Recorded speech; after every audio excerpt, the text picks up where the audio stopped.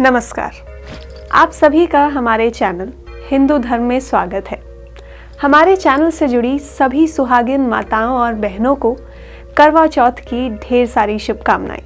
आज की इस वीडियो में हम जानेंगे करवा चौथ व्रत विधि के बारे में, साथ ही इस पर्व से जुड़ी अन्य जरूरी जानकारी के बारे में। उत्तर भारतीय प्रांत की महिलाओं के लिए यह एक बहुत महत्वपूर्ण पर्व है। इस दिन महिलाएं अपने सुहाग की लंबी आयु और स्वस्थ जीवन की कामनाएं करती हैं।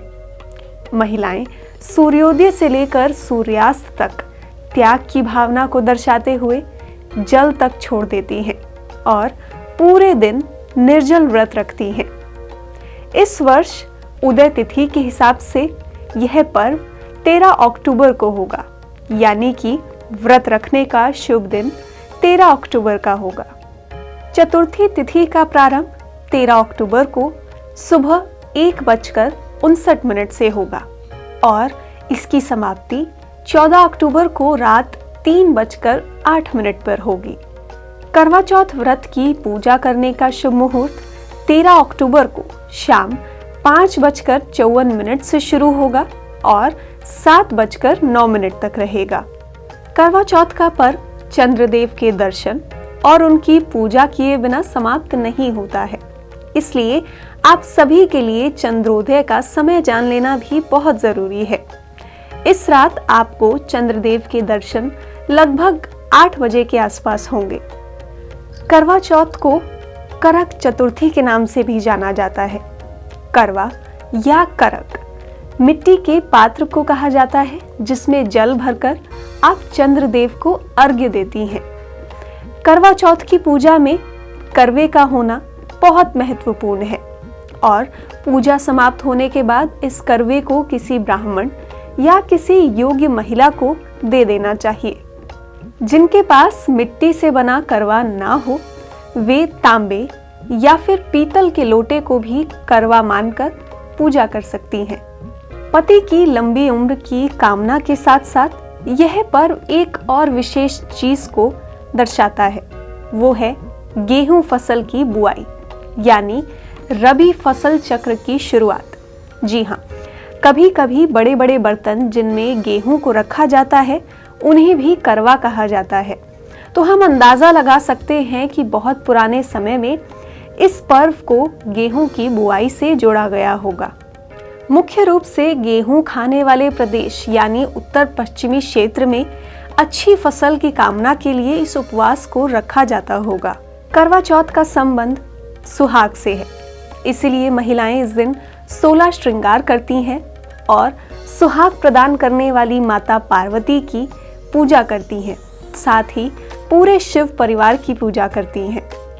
व्रत के दौरान महिलाएं जल और अन्न ग्रहण नहीं कर सकती हैं। कुछ क्षेत्रों में व्रत की शुरुआत से पहले यानी सूर्योदय से पूर्व सरगी की रस्म होती है। इस सरगी की रस्म में महिलाएं फेनिया, मिठाई और फल ग्रहण कर सकती हैं और उसके बाद नहाकर इस व्रत की शुरुआत कर सकती हैं। उसके बाद दिन में करवा चौथ व्रत की कथा का श्रवण किया जाता है। कथा सुनते वक्त आपकी थाली में कुछ चीजें होना आवश्यक है, जैसे कि सिंदूर, जल से भरा हुआ लोटा, छलनी, पुष्प, अक्षत, जलता हुआ मिट्टी का दिया या फिर आटे का दिया भी आप रख सकती हैं। इन्हीं चीजों के साथ आप कथा का श्रवण करें। साथ ही श्रवण करते वक्त अपने हाथ में थोड़ा अक्षत और पुष्प रखें और कथा सुनने के बाद अपनी से बड़ी सभी महिलाओं के चरण स्पर्श कर उनका आशीर्वाद ग्रहण करें। देश के विभिन्न स्थानों पर करवे के भीतर भी अलग अलग चीजें रखी जाती हैं। कहीं पर करवे के भीतर जल भरा जाता है और उसमें सुपारी डाली जाती है और कहीं पर साबुत अनाज रखा जाता है। इसी के साथ करवे के ढक्कन पर चावल, उसी के साथ फल, मिठाई, वस्त्र, श्रृंगार सामग्री और द्रव्य रखा जाता है, जिसे पूजा संपन्न होने के बाद किसी भी योग्य महिला या फिर अपनी खुद की सास या ननद को आप दे सकती हैं। इसके बाद रात्रि में चंद्रदेव की पूजा की जाती है। चंद्रदेव की पूजा करने के लिए आप उनकी आरती करें और छलनी से उनका दर्शन करें। फिर उसी छलनी की सहायता से अपने पति का मुख देखें और उसके बाद अपने पति के चरण स्पर्श कर उनसे भी आशीर्वाद ग्रहण करें। इसके बाद आप जल और अन्न ग्रहण कर सकती हैं।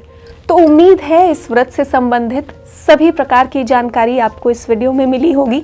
एक बार फिर से आप सभी को करवा चौथ पर्व की बहुत बहुत शुभकामनाएं। भगवान करे आपका सुहाग बना रहे। धन्यवाद। मिलते हैं आपसे अगली वीडियो के साथ।